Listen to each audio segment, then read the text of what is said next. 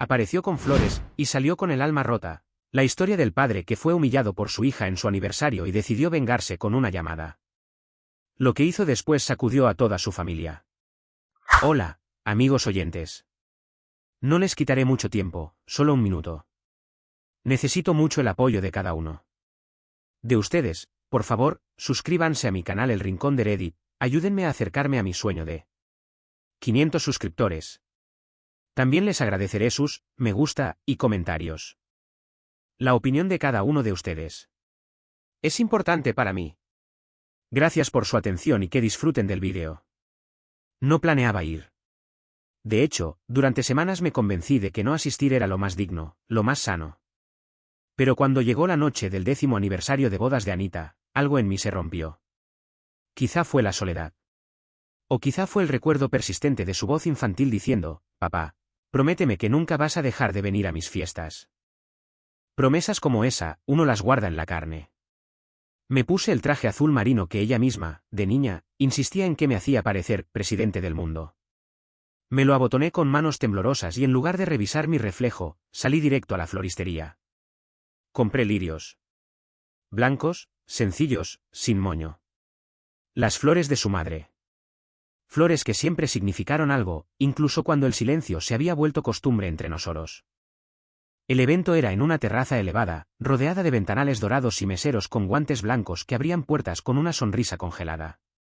Una celebración de altura, pensada para ser fotografiada, no sentida. Apenas crucé el vestíbulo de mármol, supe que era un error. Nadie me esperaba. Y peor, nadie me reconocía.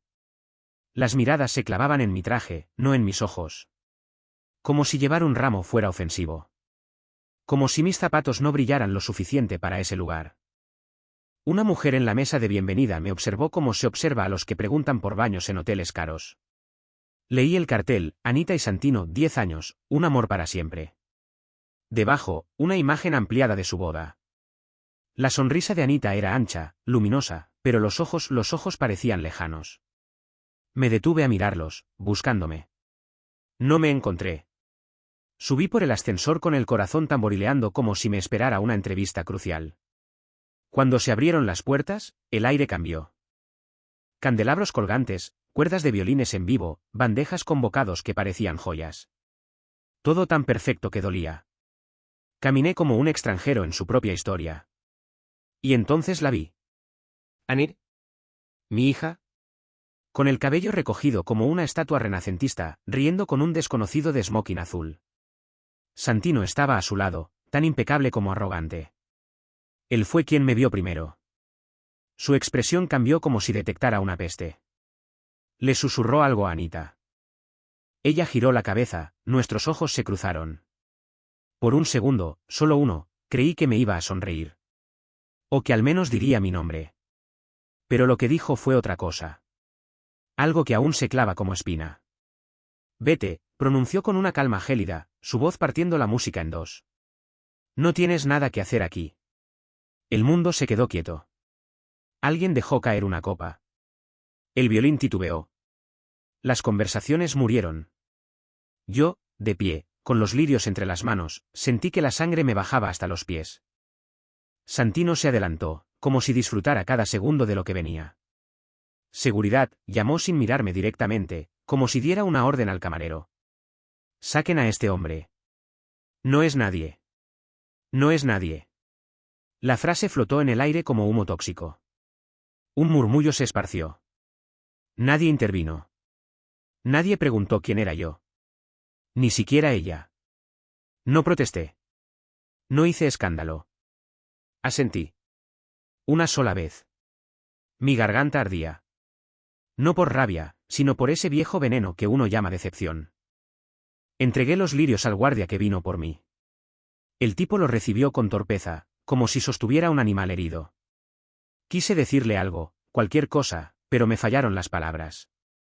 Al cerrar el ascensor, la última imagen que tuve fue la espalda de Anita. Dándome la espalda. Riendo de nuevo. Ya incorporada a su mundo de copas alzadas y promesas vacías. Como si yo fuera una sombra que había cruzado su fiesta sin derecho. Como si nunca la hubiera alzado en brazos en las madrugadas febriles. Como si no supiera de memoria el peso exacto de su infancia. No lloré. No entonces. Solo hice lo que había aprendido a hacer, desaparecer en silencio. Pero mientras bajaba en ese ascensor dorado, en medio de mi reflejo empañado, tomé una decisión. No fue rabia. No fue venganza. Fue otra cosa.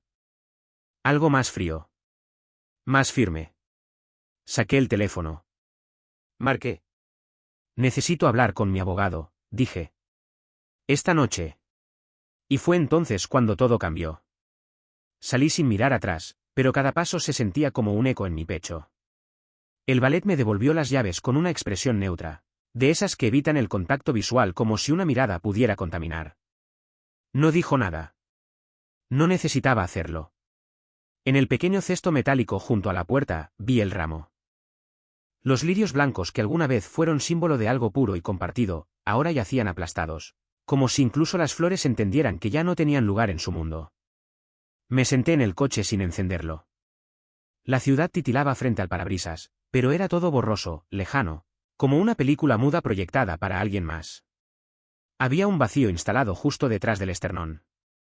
No era solo tristeza. Era la certeza brutal de que mi hija me había reubicado en su vida, de figura paterna a intruso social. No cuando éramos solo dos en la cocina a las 3 de la mañana. No cuando importaba. Había construido su mundo con mis manos. Y ahora, en ese mismo mundo, no había espacio ni siquiera para un saludo. Conduje a casa como un reflejo, sin pensar, sin mirar más que la carretera que se abría sola. Apreté el volante con una fuerza desproporcionada, como si pudiera controlarlo todo de nuevo apretando con suficiente firmeza. El teléfono sonó una vez. Mi hermana. Lo ignoré. No tenía palabras. Solo un nudo seco en la garganta. Ya en casa, no encendí luces ni me quité el abrigo. Crucé directo al despacho. El lugar donde siempre tomé decisiones. Donde la razón reinaba sobre el corazón. Abrí la carpeta de cuero que rara vez usaba, deslicé el teléfono sobre la mesa y marqué. Elimina la del testamento, dije, sin alterar el tono, como si hablara de cifras, no de sangre. Silencio. Y luego la voz templada de Elian, que me conoce desde hace décadas. ¿Está completamente seguro? Nunca lo estuve más en mi vida. No insistió. Elian sabía cuando las decisiones eran irreversibles. Solo asintió con la voz y colgó. Tomé el segundo teléfono. El que guardo para negocios. El que casi nunca suena salvo para movimientos importantes. Busqué el contacto de Manuel, director de recursos humanos en Western Dynamics. Empresa en la que, hace 3 años, compré silenciosamente el control mayoritario. Santino jamás lo supo. Creía, como tantos, que trabajaba para una junta lejana de accionistas invisibles. Despidan a Santino, ordené. Sin indemnización. Firmaré lo necesario esta misma noche. Mi voz fue una línea recta, sin inflexiones. Como si ya lo hubiera dicho antes. Como si el guión estuviera escrito desde hacía años. Tal vez lo estaba. Me acerqué a la ventana. Afuera, la noche era densa, casi sin forma. El silencio que se instaló a mi alrededor no era de paz, era de cementerio. Un final. Uno de esos que no requiere aplausos ni explicaciones. No dormí. No fue el insomnio agitado del que espera una llamada o teme un resultado. Fue otro tipo. El que se sienta contigo en la habitación, en una esquina, sin moverse. Un espectro sin rostro que te mira sin parpadear. Permanecí sobre las sábanas, sin quitarme la ropa, observando cómo el ventilador del techo giraba, lento, como el tiempo mismo. La casa no sonaba. Y entonces me golpeó una certeza cruel, ya no era un hogar. Era solo estructura. Paredes demasiado limpias, pasillos sin ecos, una quietud quirúrgica. Anita solía llenar este espacio con su risa. Sus pasos, su voz. La forma en que cantaba sin darse cuenta en la cocina. Todo eso había desaparecido hace años, pero yo me había negado a admitirlo. Me aferré a la idea de que un día regresaría. Que algo la traería de vuelta. Pero no. Solo fui un escalón. Un trampolín. Un instrumento funcional hasta que su mundo pudo sostenerse sin mí. Alrededor de las 8, llamé de nuevo a Elian. Contestó al primer timbre. Él siempre supo cuando una llamada no era rutina. Buenos días, señor Landon, dijo con ese tono formal que usaba cuando el tema era dinero, nunca familia. Necesito cerrar lo de anoche, respondí. Quiero que Anita salga por completo del fideicomiso. Que quede fuera del patrimonio. Quiero los nuevos documentos firmados hoy mismo. Nada de aplazamientos. Silencio. Lo justo. Elian siempre midió sus palabras con bisturí. ¿Desea considerar una reducción parcial antes?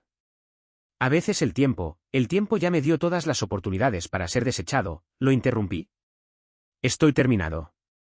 Tragó saliva. Lo supe por el leve cambio en su respiración. Entendido. Los documentos estarán redactados antes del mediodía. Un mensajero se los llevará para su firma antes de las 3. Colgué. Sin un gracias, sin un hasta luego. No quería palabras. Las palabras habían perdido valor. No era solo la herencia. Era también el fondo universitario que había guardado para unos nietos que quizá jamás conocería. Era el acto final de una obra donde fui el único que no sabía que estaba de más. La casa de veraneo en la costa de Rockport, esa que adoraba cuando era niña, donde aprendió a andar en bicicleta entre pinos salpicados de sal, desapareció con una firma. También el Mustang del 67, el mismo que me rogó restaurar juntos en aquel verano antes de irse a la universidad. Todo borrado en un solo movimiento quirúrgico. No por despecho. No por revancha. Sino por instinto de supervivencia. Porque seguir entregando partes de mí a alguien que ya no me veía como su padre era una forma lenta de morir. Y aún así, esa mañana, algo me dolía en lo más hondo. No el orgullo. No el ego. Era otra cosa. Un dolor primitivo, visceral. El tipo de dolor que lleva el rostro de una niña con coletas y rodillas raspadas, que solía llamarte héroe, antes de dormir. El tipo de dolor que no cauteriza ningún documento legal. Era vergüenza. Era pérdida. Era abandono, pero al revés. Me pregunté, inevitablemente, ¿qué habría hecho su madre? Quizá habría elegido el camino más blando, más tibio. Tal vez habría sabido cómo tocarle el corazón sin dejarse romper en el intento. Pero ella no estaba aquí. El cáncer nos robó esa opción a ambos. Abrí el cajón donde guardaba los archivos originales del fideicomiso. Entre las carpetas, apareció una fotografía que no recordaba haber guardado ahí. Anita, en su 8º cumpleaños. Tenía betún de chocolate en la nariz y estaba sentada sobre mis hombros, riendo a carcajadas. Sus manos pequeñas aferradas a mi cabello, sus ojos encendidos de vida. La imagen era tan luminosa que tuve que apartar la vista. Esa foto ya no pertenecía a este hogar. La deslicé en un sobre blanco y lo sellé. No lo arrojé a la basura, pero tampoco lo devolví al cajón. Lo escondí al fondo del archivador, detrás de impuestos vencidos y facturas de agua. Fuera de la vista. Como yo, aparentemente, lo estaba en su mundo. Alrededor del mediodía, llegó la mensajera. Una joven delgada, con un rompevientos gris y la sonrisa mecánica de quien no sabe lo que entrega. Me tendió el sobremanila con una educación aprendida. No tenía forma de saber el peso que llevaba entre manos. Me senté a la mesa de la cocina. La misma donde Anita hizo sus primeras multiplicaciones y me preguntó qué pasaba cuando uno moría. Abrí el sobre. Leí. Firmé. Cada trazo del bolígrafo era más denso que el anterior. Como si la tinta se mezclara con algo más, años, recuerdos, noches de fiebre sostenida, cuentos inventados a las 3 de la madrugada. Al llegar a la línea final, donde decía beneficiario eliminado, Anita, mi mano se detuvo. Solo por un segundo.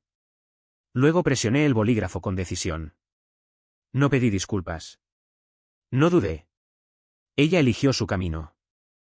Yo elegí el mío. Esa misma tarde, inicié sesión en el portal interno de gestión de Western Dynamics. Santino llevaba allí 5 años, trepando puestos como quien sube por atajos, colgándose de nombres que no le pertenecían. Empezó como gerente de proyectos. Ahora, gracias al trabajo de otros, ostentaba un título rimbombante que lucía bien en los correos. Lo que nunca supo, lo que nadie en su círculo sabía, era que yo era el accionista mayoritario desde hacía 3 años. Silencioso, paciente.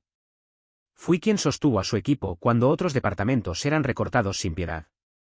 Él nunca lo sospechó. Me gustaba así. Invisible. Abrí su expediente. La carta de despido, ya redactada por indicación mía, aguardaba solo mi confirmación.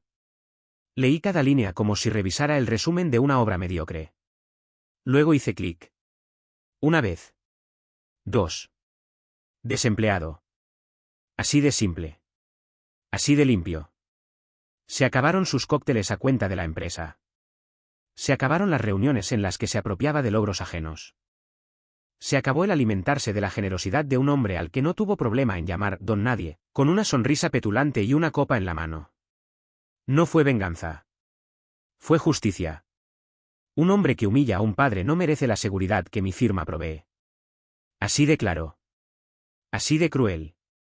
Así de necesario. Estaba terminando el café cuando sonó el teléfono. Número desconocido. Estuve a punto de ignorarlo. Pero algo, un reflejo viejo, una intuición que no moría, me hizo contestar. Papá. La voz temblaba. Era Anita. Por favor. Lo siento. No sé qué nos pasó anoche. Santino, estaba bebiendo. Se le quebró la voz, estaba sobrepasada. No respondí de inmediato. Dejé que el silencio se instalara, denso como humo. Quería que lo sintiera. Yo no estaba ebrio, dije al fin. No estaba sobrepasado. Solo era tu padre, apareciendo para celebrar tu vida. Y me trataste como una mancha en tu fiesta perfecta. No fue mi intención. ¿No fue tu intención decirlo? ¿O no fue tu intención que yo lo escuchara? Hay una diferencia. Yo solo quiero arreglarlo. Por favor, sigue siendo mi papá. Ahí lo entendí. Ella aún quería el título. Pero no la responsabilidad. Quería la puerta entreabierta, por si algún día la necesitaba cruzar. Pero yo ya no iba a quedarme del otro lado esperando. No, Anita, dije, sin elevar la voz, sin amargura. Dejé de ser tu padre cuando decidiste que era menos que un invitado. Cuando me miraste sin verme. Cuando elegiste humillarme y llamarlo normal. Y colgué. De ahora en adelante, llámame por mi nombre, dije, con una voz más vieja que yo mismo. Y por favor, no vuelvas a llamar. Colgué. Por segunda vez en mi vida, me convertí en mi propio huérfano. El lunes amaneció sin gloria, sin alivio. No hubo redención ni aplausos. Solo una notificación en el calendario digital, Santino, despido confirmado. Un correo escueto de recursos humanos. Frío. Funcional. Los documentos habían sido firmados, finalizados y entregados. Sin ceremonia. Sin segunda lectura. A las 17 de la mañana, abrí las grabaciones de seguridad del piso ejecutivo. Técnicamente, no debía tener acceso a esos archivos. Pero cuando uno financia los servidores, los límites se vuelven sugerencias. La pantalla mostró a Santino entrando al edificio como quien pisa terreno conquistado, gafas oscuras, auricular encendido, caminando como si el pasillo fuera una alfombra roja personal. Ni siquiera saludó a recepción. Siempre fue así. Encantador con desconocidos, despectivo con quienes no podía usar. Hacía sentir pequeños a los demás para parecer más grande. Ese era su verdadero talento. La recepcionista, bendita sea por su profesionalismo y su templanza, le entregó el sobre sin vacilar. Santino frunció el ceño, confundido. Luego lo abrió. Pausé la grabación justo cuando su sonrisa se desvanecía. Ese microsegundo donde la fachada se desmorona. Cuando la realidad irrumpe como un puñetazo en el plexo solar. La carta era breve. Sin causas. Sin adjetivos. Solo un final, terminación efectiva inmediata. Acceso revocado. Activos congelados. Le dijo algo a la recepcionista. Tal vez una grosería, tal vez una súplica. Ella no se inmutó. Señaló el ascensor con la misma naturalidad con la que se indica una salida de emergencia. Un guardia apareció al fondo, discreto pero suficiente. Santino titubeó, luego se giró y se fue. Cerré la grabación. No hubo euforia. Ni risa, ni satisfacción. Solo un espacio vacío en el pecho donde antes latía algo más ingenuo. Iba a dejarlo ahí. Pero la curiosidad, esa maldición que me sigue desde niño, se impuso. El teléfono sonó. Número desconocido. Contesté. ¿Señor Landón? La voz era aguda, nerviosa. Joven. Soy Azura. Amiga de Anita. Nos conocimos en su despedida de soltera hace años. Escuche, sé que esto puede ser inapropiado, pero siento que debe saber algo. Mi estómago se tensó. Te escucho, dije, con un tono más duro de lo que pretendía. Ella me dejó un mensaje de voz el sábado por la noche, después de la fiesta. Había bebido un poco. Al principio no iba a compartirlo. Pero después de todo lo que pasó, envíamelo, interrumpí. Frío. Directo. Hubo una pausa. Casi maternal. ¿Estás seguro? Sí. Minutos después, el audio llegó. Lo miré durante un rato sin reproducirlo. Me serví café, caminé por el estudio como un reo esperando sentencia. Finalmente, pulsé play. Su voz. Anir. Ebre. Riendo. De verdad apareció. ¿Puedes creerlo? Con flores, como un hombrecito triste que pensaba que todavía importaba. Santino casi se muere de la risa. Dios, fue hilarante. Estuve a punto de decirle que es solo una chequera con corbata, pero Santino lo manejó. Lo mandó al demonio como un campeón. Tenías que ver su cara. Petético. Silencio. El mensaje terminó, pero yo seguí ahí. ¿Qué? Mano sobre la boca. Como si pudiera impedir que las palabras escaparan de mis oídos y llegaran a mi alma. No lloré. Ni un gesto. Ni un suspiro. Pero dentro de mí, algo se quebró. Un hilo invisible, antiguo, que se había mantenido tenso durante demasiado tiempo. Se partió tan limpio, tan seco, que sentí el sonido. Como vidrio bajo presión. Me había aferrado a una ilusión. Que tal vez ella no sabía lo que hacía. Que Santino era el titiritero. Que Anita era solo una figura atrapada en su sombra. Pero al escucharla, alegre, sarcástica, cruel, entendí que no solo participó. Ella disfrutó. No quería disculpas. No más. No quería redención ni explicaciones. No control de daños. Solo quería distancia. Quietud.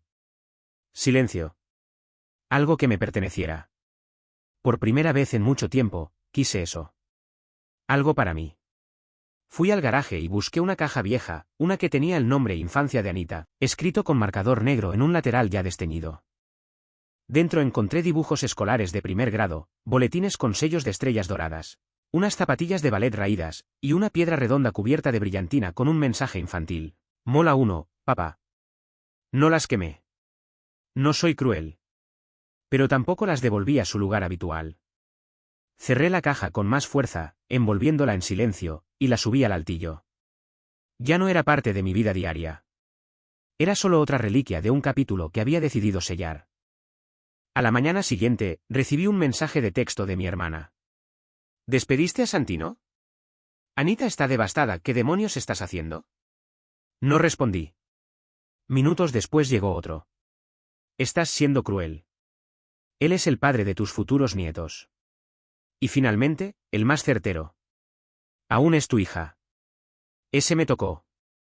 Me quedé mirando la pantalla largo rato. Escribí una respuesta. La borré. La reescribí. Finalmente envié. Fue mi hija. Ahora es problema de otra persona. Y no era rabia. Era verdad. No salí de casa durante 3 días. No porque me escondiera. Sino porque no confiaba en mí mismo para interactuar con el mundo sin romperme. El duelo convierte lo cotidiano en un campo minado. La cajera del supermercado te pregunta cómo va tu día y sientes un nudo en la garganta. Un vecino te saluda desde la acera y tú evitas su mirada, por miedo a que la pregunta inevitable desate algo que no quieres explicar. Al 4.º día, necesité aire. Aire real. No el filtrado, reciclado y desinfectado de una casa vacía donde nadie ríe. Me puse una vieja chaqueta de mezclilla y conduje hasta un parque olvidado en las afueras, un sitio con senderos agrietados y bancos oxidados, donde el tiempo parecía moverse más despacio. Había un estanque donde solíamos venir cuando Anita era pequeña, para alimentar a los patos con pan duro. Ella adoraba ese estanque. Me senté en el banco más apartado, donde las voces de corredores y paseadores de perros se volvían susurros lejanos. Necesitaba fingir que estaba solo en el mundo. Tienes pinta de alguien que acaba de ser dejado, o de enterrar a alguien, dijo una voz inesperada a mi lado. Me giré. Una mujer de rostro vagamente familiar sostenía la correa de un Golden Retriever que parecía demasiado alegre para un día tan gris. Disculpe, respondí, sorprendido. Ella sonrió, sin afán. ¿Perdón? Soné brusca. Soy Luisa. Vivo en la unidad sobre su garaje. ¿Recuerda? Parpadeé. Luisa, sí. Ya recuerdo. Fue usted quien se mudó tras la separación, ¿verdad? Correcto. Usted me dio el espacio, se sentó a mi lado sin pedir permiso. Dijo algo sobre que los nuevos comienzos necesitan cimientos sólidos. ¿Y el trabajo? Pregunté, por cortesía más que por interés. Sigue siendo horrible, respondió sin titubeos. Pero sigo en pie. Tú pareces que no. Reí. Fue un sonido seco, sin humor. Mi hija me humilló frente a 200 personas. Luego se rió de ello en un mensaje de voz. La saqué de mi testamento y despedí a su esposo.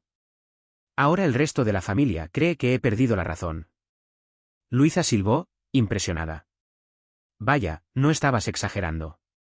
Asentí, con una exhalación lenta. Ella era todo para mí, dije. Mi razón para levantarme cada día después de que su madre murió. Construí todo para ella. Y ahora soy, desechable. Ella te hizo desechable, respondió Luisa. Hay una diferencia. Sus palabras cayeron como un peso justo sobre el pecho. Un peso que no sabía que aún cargaba. Pero no era condescendencia. No intentaba suavizar nada. Solo me miró con la calma de quien ha estado al borde y ha decidido no saltar. No puedo dejar de pensar en todo lo que pasé por alto, murmuré. Las veces que canceló nuestras cenas. Cuando dejó de llamar en el Día del Padre.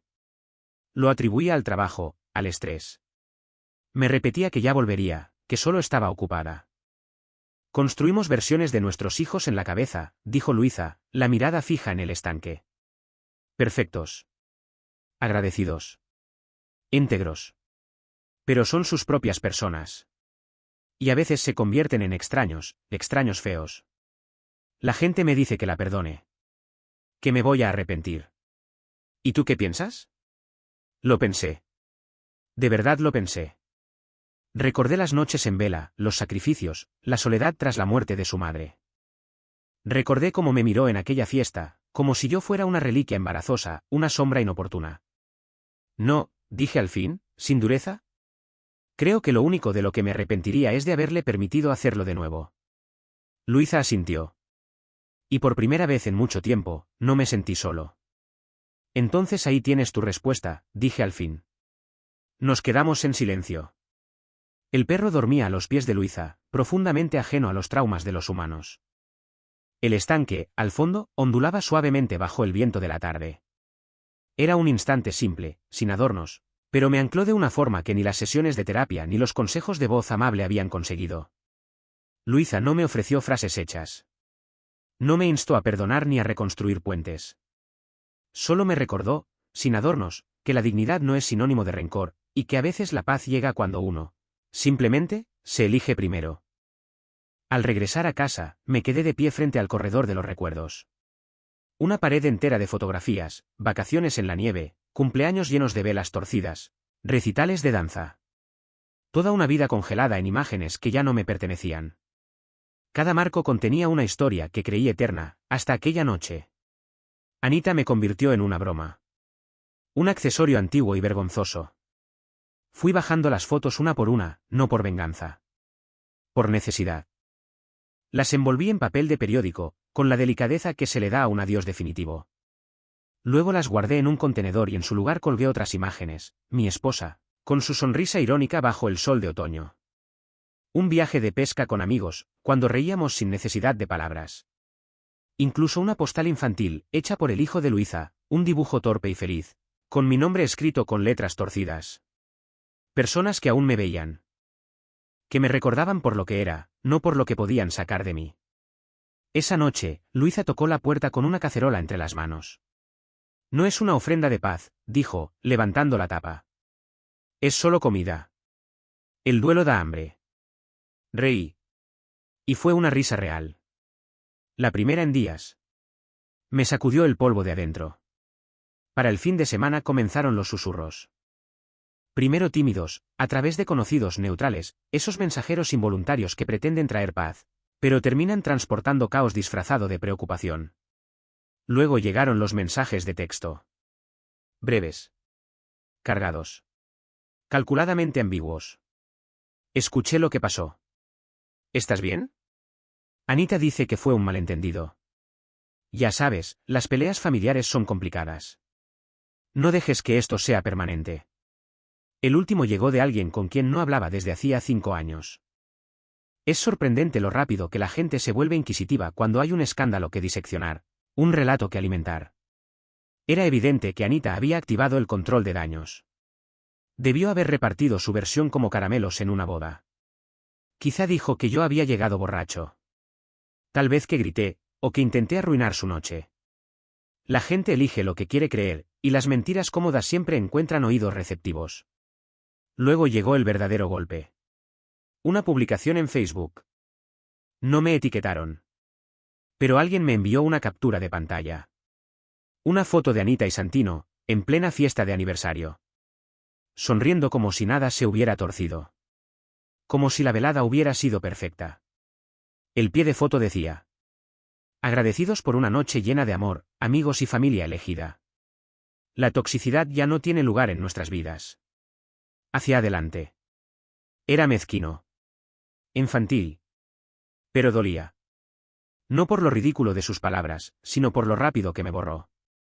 Yo ya no existía. Ya no era su padre. Solo una línea tachada de un guión que necesitaba ser corregido para que su versión de la historia luciera pulida. Los comentarios llegaron como cuchillos en un cuenco de flores. ¡Qué hermoso vestido! Se nota el amor entre ustedes. Y luego, las puñaladas más suaves, pero más profundas. Orgullosos de ti por poner límites. Cortar la negatividad es el mayor acto de amor propio. No reconocía la mitad de los nombres. Hasta que uno sí. Su madrina. La mujer que alguna vez me juró que guiaría a Anita si algo me pasaba. Su comentario. Siempre fue difícil. Hiciste lo correcto, cariño. No sabía si reírme o romper a llorar. Esa noche, salí al porche trasero con una manta sobre los hombros y un vaso de bourbon en la mano. El cielo estaba despejado. Apenas se veían estrellas, débiles, dispersas. Solía decirle a Anita que eran las pecas de su madre, esparcidas por el firmamento para que nunca se sintiera sola. Ella me creyó hasta los 10 años. Ojalá yo también pudiera seguir creyéndolo. Escuché pasos antes de verla. Luisa se acercó sin decir palabra. Se sentó en la silla contigua, una cerveza en la mano. Miró al patio, luego al cielo. No dijo nada. Y no hizo falta. A veces, el silencio de alguien que no te juzga es más reparador que 1000 disculpas. Y por primera vez en mucho tiempo, no necesité explicarle a nadie por qué dolía tanto algo que nunca debería haber dolido. El silencio entre nosotros ya no era incómodo. Se había vuelto una forma de compañía. No necesitábamos llenar el aire con palabras de consuelo ni frases hechas. Simplemente respirábamos el mismo espacio, sin fingir.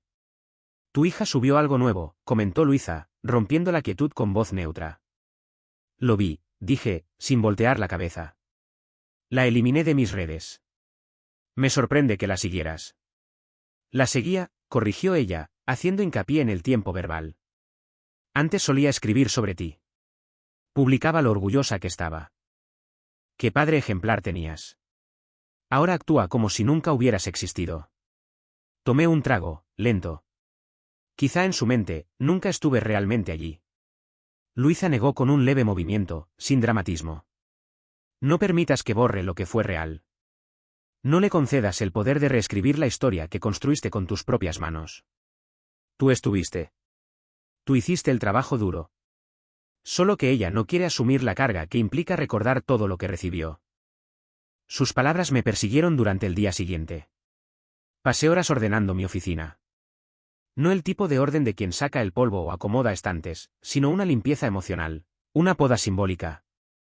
Saqué los restos de Anita que aún quedaban en ese espacio, un artículo enmarcado con su discurso de graduación. Una vieja foto dedicada desde sus prácticas, una nota adhesiva, años atrás, que decía, «Te quiero, papá». Almuerzo a las 12. Guardé cada cosa en una caja. Etiqueté la tapa, antes.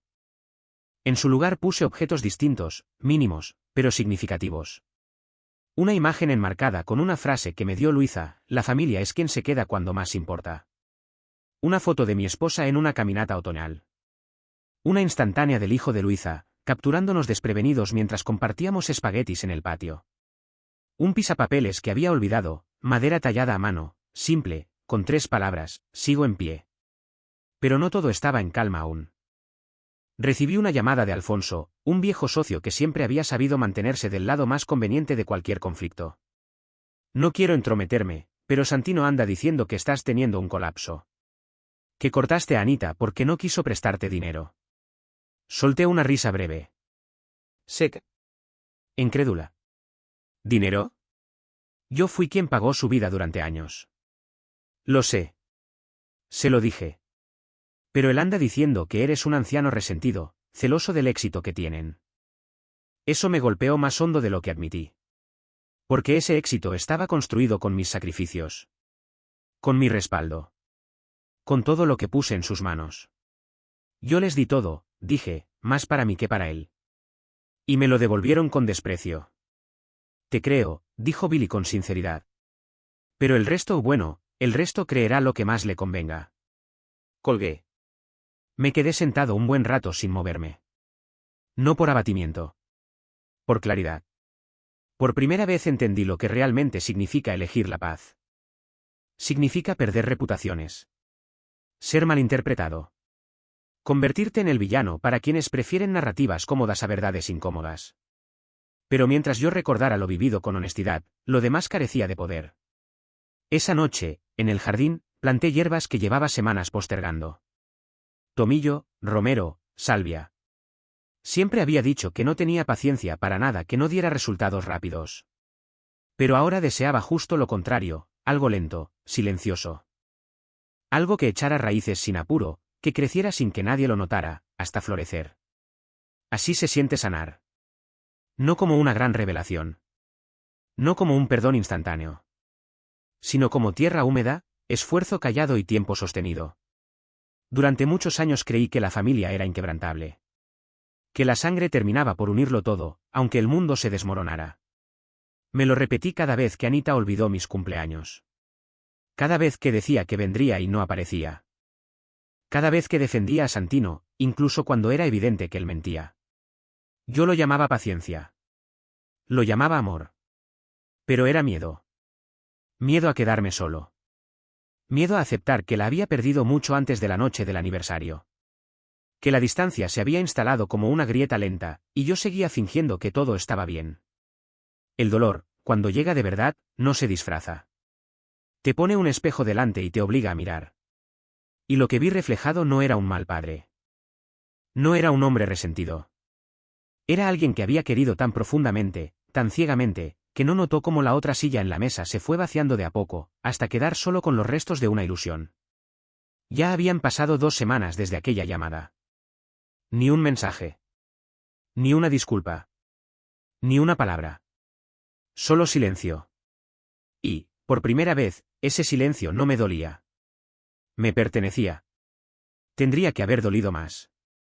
Y sin embargo, se sintió como si, tras años de tormenta, el sol finalmente se atreviera a asomar entre las nubes. No me había dado cuenta de cuánto peso cargaba hasta que comencé a caminar sin esperarla. Su ausencia ya no era un eco constante. Había dejado de esperarla, y eso, en lugar de romperme, me dio espacio. Esa mañana preparé café para uno solo. No por resignación, sino por elección. Me senté a la mesa del comedor, donde antes se hablaba de tareas y horarios, de viajes y anécdotas que hoy parecen de otro hombre. El periódico estaba intacto frente a mí. No lo abrí. Solo observé el vapor ascendiendo desde la taza, retorciéndose en el aire como solía decir mi esposa que hacían los espíritus cuando la casa guardaba silencio. Todavía estoy aquí, murmuré al vapor, como si alguien pudiera oírlo. Justo entonces, el timbre sonó. No esperaba visitas. Abrí la puerta con cautela. Allí estaba ella. Anir. Se veía diferente. Rod. Menos perfecta. Sin maquillaje, el rostro pálido, los ojos hinchados por el llanto o el insomnio, probablemente ambos. Llevaba un abrigo negro sencillo, y sus manos temblaban alrededor de un bolso pequeño como si fuera lo único que la sostenía. Durante un instante solo hubo miradas. Sin palabras. Sin decorados. Sin música de fondo. Solo el aire frío y la verdad entre nosotros. Papá, susurró. No, respondí, bajo, pero firme. Ya no. Ella se estremeció. Algo en su postura se quebró. Por favor, necesito hablar contigo. Necesito explicarte. Salí al porche. Cerré la puerta tras de mí con suavidad. Tuviste tu oportunidad, Anita. Tomaste una decisión. Ahora yo estoy aprendiendo a vivir con la mía. Ella tragó saliva. Sus labios temblaban. Estaba enojada. Abrumada. No quise decir todo eso. Solo intentaba proteger a Santino. ¿Protegerlo? Pregunté con calma. ¿De qué? ¿De un padre que llegó con flores a la fiesta de su hija? Del hombre que pagó tu boda, que cubrió los 2 primeros años de tu hipoteca, que financió la empresa en la que él presume trabajar. Me equivoqué, susurró. Su voz era apenas un hilo. No. Me traicionaste, la corregí, sin rabia. Te burlaste. Reíste de mí. Me hiciste sentir como si fuera algo de lo que avergonzarse. No quiero tus disculpas. Solo quiero que entiendas que hay puentes que, una vez rotos, no se reconstruyen. Las lágrimas empezaron a deslizarse por su rostro. Bajó la mirada. Lo he perdido todo. No, dije con suavidad. Me perdiste a mí. Y eso no es castigo. Es consecuencia. La consecuencia de elegir la crueldad sobre la bondad. De callar cuando debiste hablar. Ella titubeó. Entonces, ¿esto es todo? Esto es yo eligiéndome, respondí. Por primera vez. No esperé una respuesta. No pedí una última palabra. Me giré, entré en la casa y cerré la puerta. No lloré. No temblé. Solo me quedé ahí, con la mano sobre el pomo, mientras el peso que me había aplastado durante años comenzaba, por fin, a levantarse. Esa noche invité a Luisa y a su hijo a cenar. Nada especial. Espaguetis, pan de ajo, una botella de vino abierta sin pretensiones.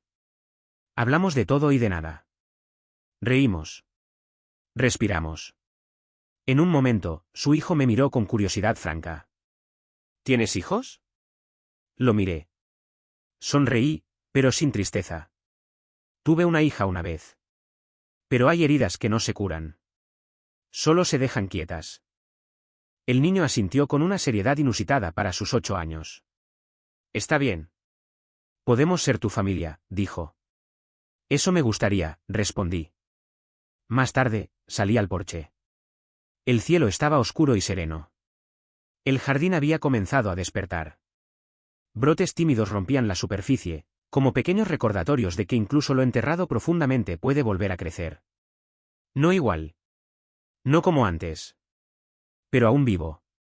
Y yo también.